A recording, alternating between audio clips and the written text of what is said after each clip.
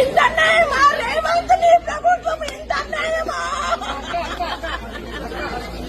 నీ కొడుకు ఓటేసిన నాయన నువ్వు ఉండాలే బాగుంటది అనుకున్నాం కానీ ఇంత అన్యాయమా?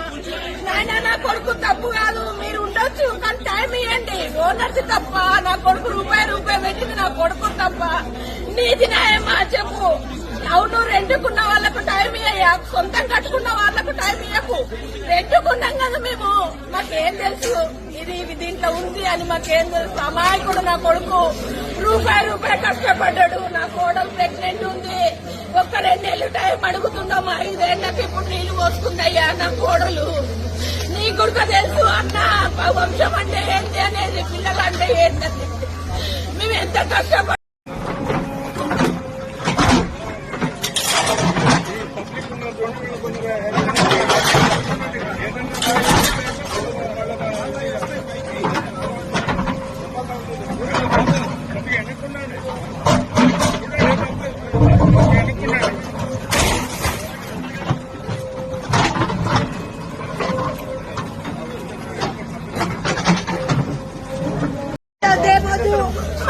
తగలబెట్టేయండి. ఒకరోజు ఎప్పటికైనా సచ్చేదే,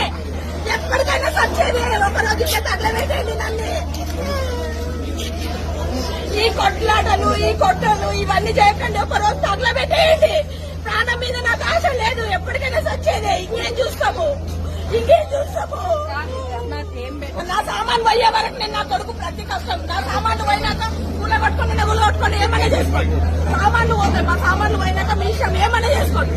సామాన్లు పోయే వరకు నేను కూలగొట్టండి. నా సామాన్లు నాకు కావాలి. నా కొడుకుది ప్రతిదీ కష్టము. ఈ ప్లేస్ అంటే నాది కాదు ప్లేస్ నాది కాదు. నా కొడుకు 2 తీసుకున్నాయి. సామాన్లు పోయినాక మీ ఇష్టం ఏమైనా చేసుకోండి. నా కొడుకు అంటే అదృష్టం గుంజుకోలేదు.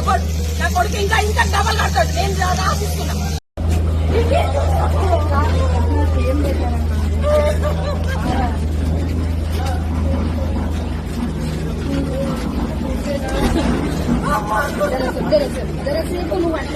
వద్దు, ఎవడు కూడా కొడతాడు. దీంట్లో అడుగుంటా, ఏ పోలీసు వాడు కొడతాడో కొట్టాడు. దీంట్లో అడుగుంటా. నా సామాన్ పోయే వరకు నా కొడుకు ప్రతి కష్టం. నా సామాన్లు పోయినాక గుళ్ళ కొట్టుకొని ఏమైనా చేసుకోండి. సామాన్లు పోతాయి, నా సామాన్లు పోయినాక